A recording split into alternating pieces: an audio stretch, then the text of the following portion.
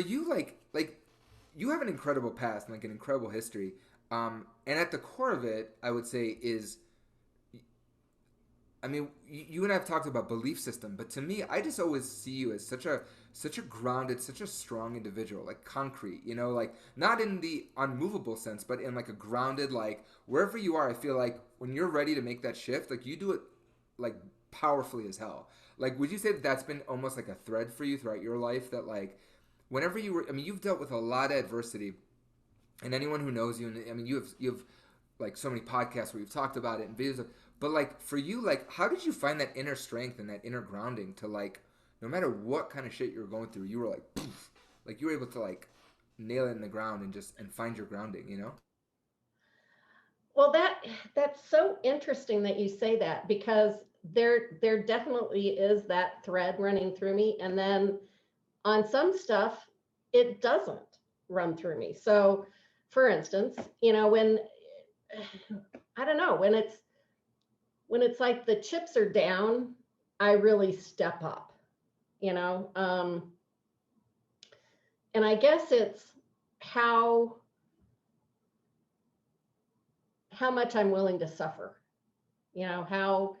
how painful is the situation. And sometimes it it happens. Well, I was going to say it happens kind of quickly, and other times it doesn't. And so I'm not making much sense here. But so, for instance, with the drinking thing, that whole thing spanned over, you know, a decade or more, where I was abusing alcohol. I was, you know, I knew it'd probably be a good idea if I quit, but I wasn't ready to quit. I might, take a break for a couple weeks and then wait until that, horrible memory of whatever stunt I pulled faded away. And then I'd, you know, be back at it. And so it wasn't, and it wasn't until I had a suicide attempt that really um, ended that for me. That was like, okay, that didn't work. I can't do this again. Um, so I'm done. But that went on for a long time. So, once I kind of put my stake in the ground, I put it in the ground, but it took me a long time to get there. I think that's so important. Oh, sorry, you have more to sorry. No, that's okay. I think that's such an important distinction, and God, like you are filled with. Like I saw an interview with you and Trisha. Oh my God, why did I? Mm-hmm. Turpinoff. That's right. I'm sorry, Turpinoff. Like and you guys just get to the root. Like you guys got to the root of change and pain. So I was like, I like you were filled with so much greatness. I love that you brought this up. This notion of how much pain, like the kind of how much pain are you willing to take before you make the change? And I think, do you find in your work now that women are like, especially women, will their capacity for pain is a lot before they make that shift? Yeah, yeah. I think I think women in particular have a very high threshold for pain. I know I do. I mean, it's you know, and culturally we're um, brought up to feel like our feelings don't matter, or at least that's the way I was brought up. I mean, it wasn't, like, I want to be really clear here. I didn't grow up in a abusive household or anything like that. My dad was an alcoholic, but they loved me, and I know they did. That being said, I was never encouraged to have my own opinion or voice it. And so as a result, you have this feeling that really you don't matter. And so that's a painful realization. And so you carry that with you. So um, I think women do have that characteristic more than men. And yet I say that without having any basis. I haven't done any research on the subject. So, It's a thing though. I will tell you. I mean I definitely like my parents did the best they could with us growing up and everything. But my sister and I both talk a lot about this as parents now. mhm, That was a real thing too for us. And so I like, which is not to say I definitely got it. I definitely received that, but I still had a male entitlement, a white male entitlement, mhm, that in my early 20s, that I still thought that I was entitled to do anything I want, mhm, and that I could create anything. And if I wanted to have a career in theater, I'll find the money. I'll do it. You know what I mean? I definitely see now working with all women. There's a huge distinction, and it's awful. I mean, it's a real thing. I just want to tell you, with the powerful women that I work with, it's a real thing that they all come from that when their voices were like shut down, where it's like, nope, right. be pretty, and what is it like go in the corner. You just sit there and look pretty and we'll get along fine, Yeah, you know. And, my husband and I joke about that because he's the cook in the family. So I'll say, can I help you do anything or should I just sit here and look pretty? And he says, that's the one. You know? So,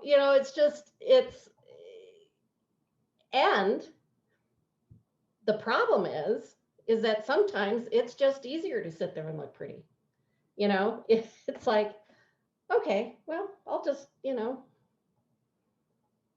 take it easy. And that's not good either because then you don't stretch yourself. And that's really dangerous if you're in a not so great situation, but it's not quite painful enough to do anything about. So then you sit there and you stay stuck because it doesn't hurt bad enough.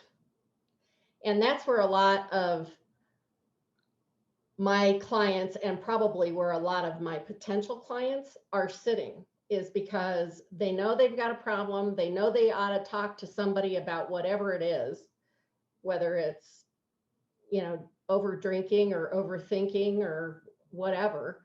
And, but they're not in enough pain to really help themselves, reach out and ask for help and do the work that's necessary in order to get them unstuck. And um, I think that's a tough place to be. And I've been there, I've been there a lot during my life. But one of the things that I think I have going for me is while I have a high tolerance for pain, I also have a very low tolerance for bullshit. And so if I know that something isn't right and that I have an opportunity to correct it or dive into it, I'm going to do that. And I think, I think I did that. I think I've done that all my life. I mean, I remember, um, I remember doing a lot of things that was like, okay, that's it. I'm done. We're doing this. Or, I mean, I remember doing a lot of things that were kind of unusual or not recommended because it felt so true to me to do it. And so,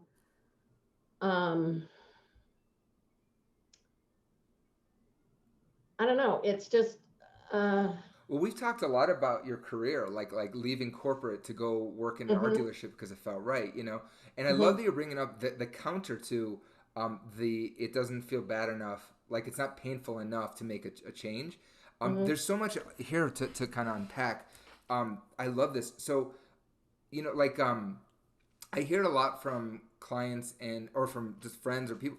There's almost this, like, I think I hear so many stories about alcoholics that said I had to reach rock bottom to make the change, right? And that Mhm. rock bottom wasn't the first rock bottom that they thought. It was like Right. seventh rock bottom, right? It was Right. like, and there's almost no, not glory or nobility, but I hear it too in the entrepreneur world where I'll have clients that also same thing, never hit rock bottom. Maybe they came from a really good family.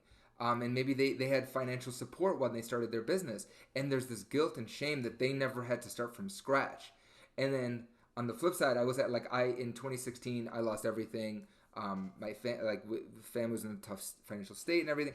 And I do carry with me this like faux kind of nobility of sorts of like I built myself up from the bootstraps, right? Right. We've talked about bootstraps.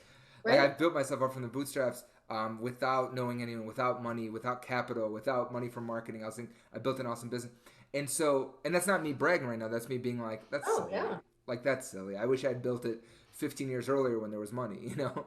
Um, but there is this nobility people have in hitting rock bottom, right? Is there a way, and like since you found like like you said the no bullshit tolerance, like the intuition, is there a way? And I'm sure you teach this. Like, is there a way to override the having to hit rock bottom, whether it be in your alcoholic rock bottom or just where you're at with your business or just feeling like not having to go to the pain to where it's so painful that you have to make a decision?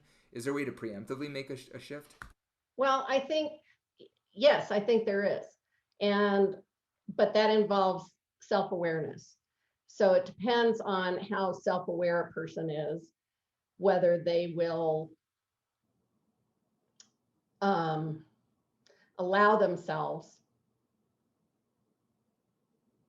to really,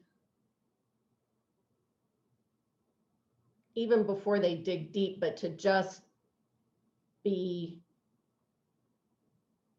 I guess, cognizant of what the incongruity is in their life. So, that this is so much about the pain and maybe the lower tolerance you have for pain, the better off you are, because then you will hurt badly enough before you really hit a rock bottom. You'll have some false rock bottoms, some false bottoms to the pit, right? Um, and that's probably where I was, because I wasn't, my rock bottom was pretty high compared to a lot of people's. Um, but for me, it was, you know, it was dramatic.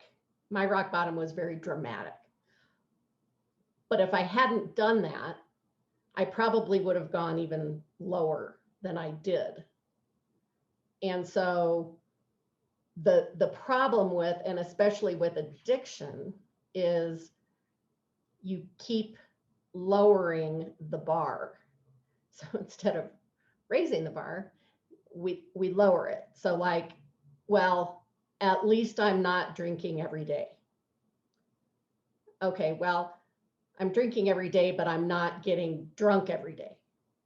Okay, well, I'm only getting really drunk on the weekends. Okay, well, I don't wake up and drink in the morning, you know, or, okay, so I'm drinking a little bit in the morning, but it's just a beer to, kind of help, or a little bit of Bailey's in my coffee, right? And then, but I certainly don't drink vodka in the morning. Well, maybe I'll have a little bit of vodka in my orange juice. Or, I mean, so it just keeps going down and down and down and down and down. And so that's the sort of thing that, your bottom will keep moving as your addiction ramps up. And, I could barely put my eyeliner on because my hands shook so bad. You know, some people laugh at that, but for me, that was like a wake up call. That was like, holy shit, I've got a problem. You know, this is getting bad. And, you know, and then things snowballed and then I had a gun to my head. So, you know, So the pain tolerance seemed to have you almost, it sounds like you almost made the pain tolerance, like that pain bar, go lower too.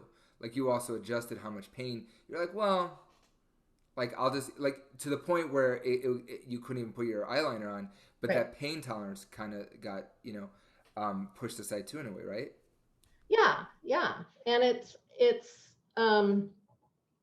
well, actually, when the bar goes down, the tolerance goes up. I mean, not your tolerance for alcohol, but your tolerance for pain, because, Right. you know, so it's a sort of this sort of Or are you there. saying like you feel less pain, or I do you feel more feel pain? I feel like you're tolerating greater amounts of pain. You're willing to put up Exactly. with more pain Exactly. as your um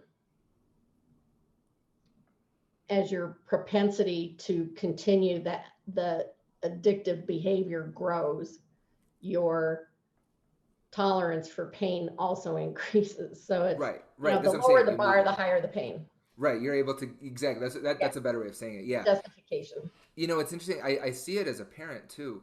Um, we recently, we're shooting this. We're recording this around. Hopefully, I say this. I've been saying this for 6 months. Hopefully, the end of a pandemic. Um, but and this might be controversial what I'm saying to people, but both my co-parent and I had an opportunity last week to get the vaccine, the Uh-huh.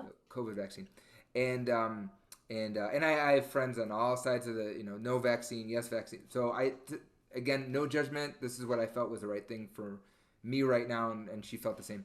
Um, and I was, the minute I got it, I went into a panic attack, and I had to drive home. I drove to Colorado Springs to do it. I drove home with a panic attack for about 30 minutes, because I was like, what if I get an allergic reaction? And it wasn't, it wasn't me thinking about the pain. It was, I literally went from there to go pick up my child from school. So I was like, what if something happens to me? What if, and then what, and she just had hers yesterday. So what, I can't be, my level of, and I just dealt with it, you know what I mean? And I just like, but it got me hysterical because I was like, no matter what, however, I've heard of people have horrible reactions. And I fortunately didn't outside of the anxiety attack. But I heard, I go, it doesn't, like, in my head, I was like, it doesn't matter if I have a horrible reaction. I started working out in my hysteria the logistics of how I would get my child to school, how I would feed her, how I would do whatever I need to do. And it's like, Mhm. 20-year-old me would have been like, peace out, I'm going to go sleep for a week. But it's like, Right. I think our pain threshold, our tolerance grows, which isn't necessarily helpful because, like, we need help sometimes, right? Like, isn't that the truth of it? We can't take on all the pain. We can't do everything by ourselves. Right. Right. But you were able to coach yourself through that. So what you did was you talked yourself off the ledge, right? Oh, I gotta talk about that. So Mariah Elhurt, okay, like our friend Mariah Elhurt, who we love, she gave me this, like, offhand. We were talking a few months ago about anxiety, and she gave me just like a really good tip, and I didn't have to use it because I do all the things. I meditate. I take St. John's Wort and L-theanine, which is a green tea extract. I do all the things. Vitamin D. I walk. And like, but when you inject a foreign RNA vaccine into your body that really hasn't been that tested that long, I mean, it's been tested, but not on Rhonda Joseph. Yeah, like my body's going to go into freak out as if I were to have dairy or gluten, which I don't eat. But so I was driving, like, in Colorado Springs, and I'm shaking, and my blood is like in my toes. I'm like, I feel like I can't breathe, and I was like, Clammy. okay, I was clammy, I was miserable, and I'm like, do the thing that Mariah said, which is she said something like, where if you're going into that irrational state, like, double down. This is how I interpreted it, and this is if I remember it correctly. She's like, I forget if it's which part of the brain, go into the reptilian or away from it, but she's like, you just start talking nonsense, and you just start, like, stream of conscious threading. And Hmm. okay, I'm scared. What am I scared of? I'm scared that I'm gonna die. Well, how am I gonna die? Are aliens gonna come down? Yeah, aliens could come down. And I did this thing, and it ended up where I started laughing, and I felt better after that. Right. I was driving, and I go, yeah, and, like, I don't think everybody wants to date Chris Hemsworth. I'm like, when you're that level of good looking, I think some people probably don't want to date him. Like I, and then I was like, oh, okay, Yeah. okay. I mean, Okay. so my big Yeah. question is, do you think Yeah. that's possible that some people don't want to date Chris Hemsworth? I'm just kidding. I don't know. He seems like a nice guy. Yeah. I'm, I'll jump in the pool with Chris Hemsworth. Yeah. No problem. So anyway, that's my talking myself off the ledge thing. But you're Yeah. right. Like I, You know, really, but that's exactly what you have to do is you have to ask yourself, what's the worst that can happen? And then you go, and then you ask yourself, why?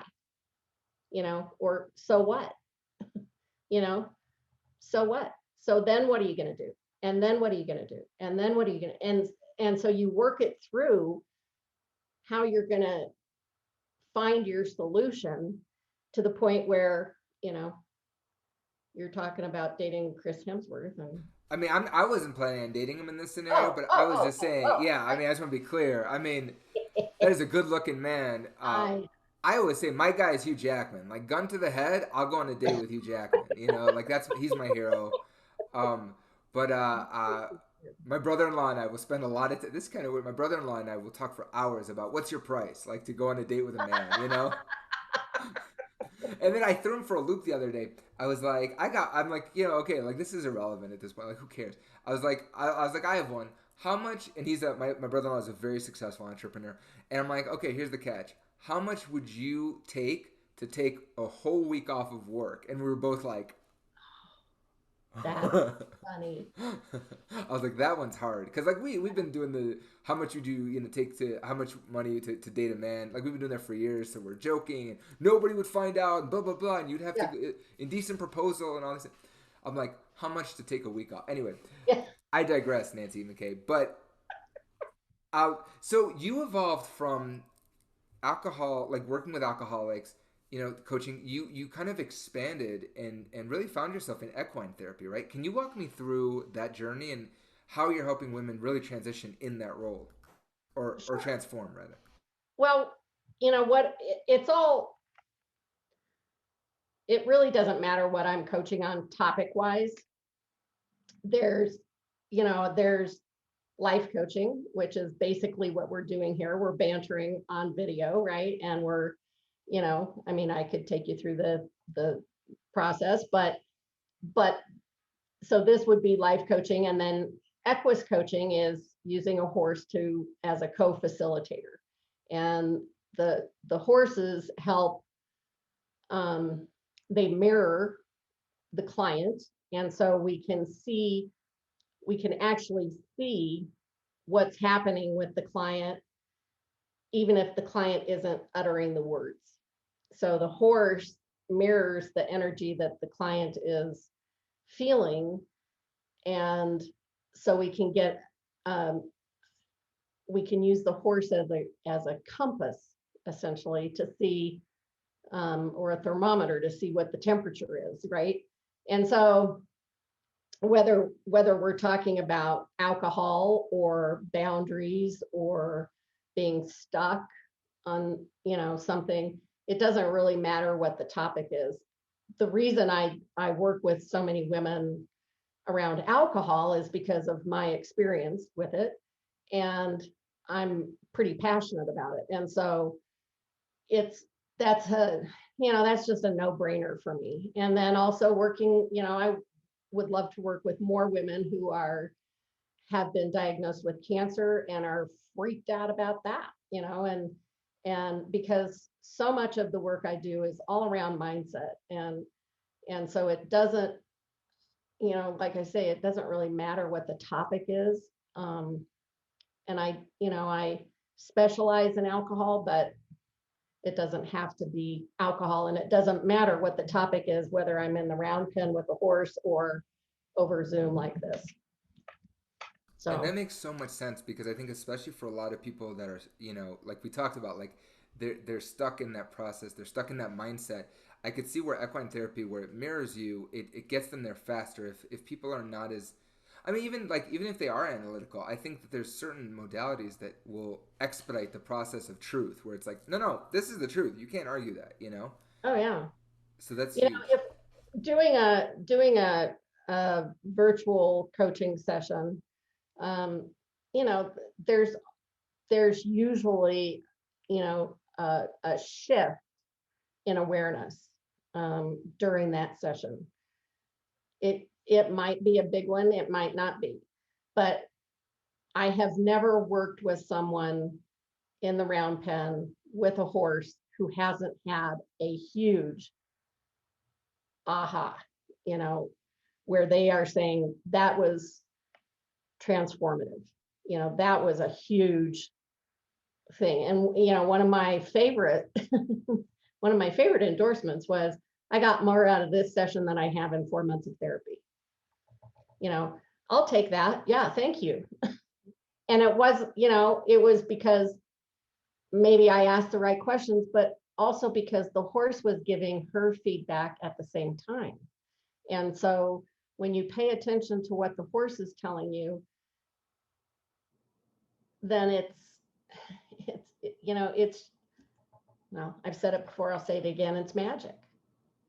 And that's what, you know, I just love it.